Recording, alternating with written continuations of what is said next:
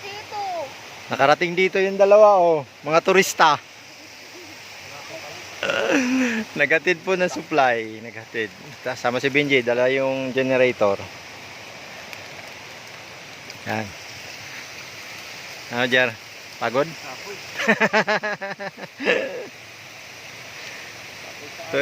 Nagutom yung dalawang turista eh. Kala namin, kayo ay mahapon pa dito. Yung dalawang turista eh, naghanap ng bahaw. Nagutom. Nagutom sa lakaran. Basang-basa. Eh, ganito lang kami rito sa bundok. Ay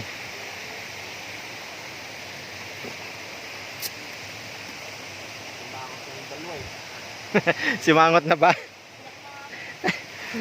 Dapat pagdating mo dyan, bumalik ka na lang. Sabi mo, hindi ko na kaya, babalik na lang ako.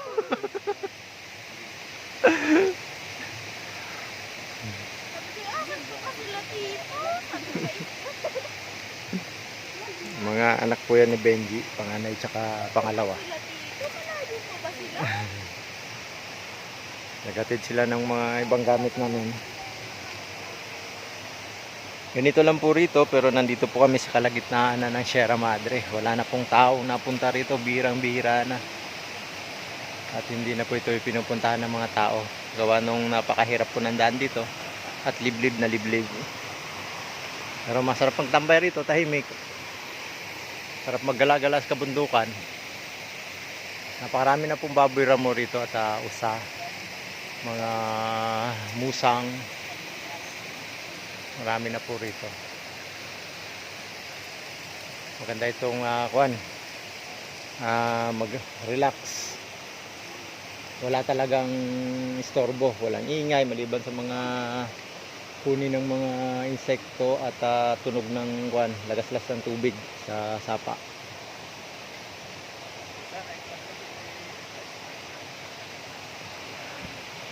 Makulimlim pa rin po ang panahon.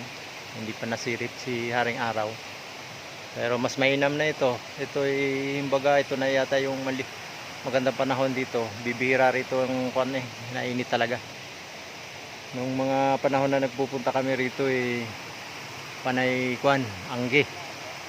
Kahit mainit sa labas na angge, ngayon hindi, bagamat makulimlim.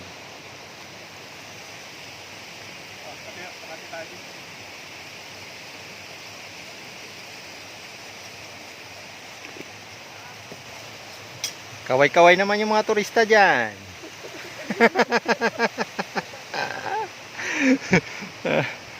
Mga turista sa kabundukan ng Sierra Madre. Ayan na.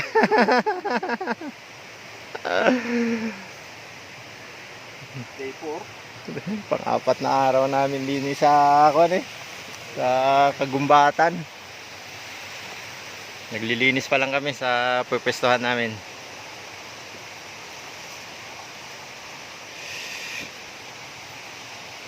Sierra Madre Adventure with turista. Dalawang turista. Ngayon lang po nakarating yan dito, yung dalawang batang yan. Bagamat dito sila lumaki sa bandang ibaba, ay hindi po talaga sila nakakaakyat dito. Mahirap na po kasi itong lugar na to. Kaya ngayon lang, first time din nila makarating dito. Hindi lang dahil sa amin, hatid nila yung supply. Nagagawa pa lang kami ng aming silungan.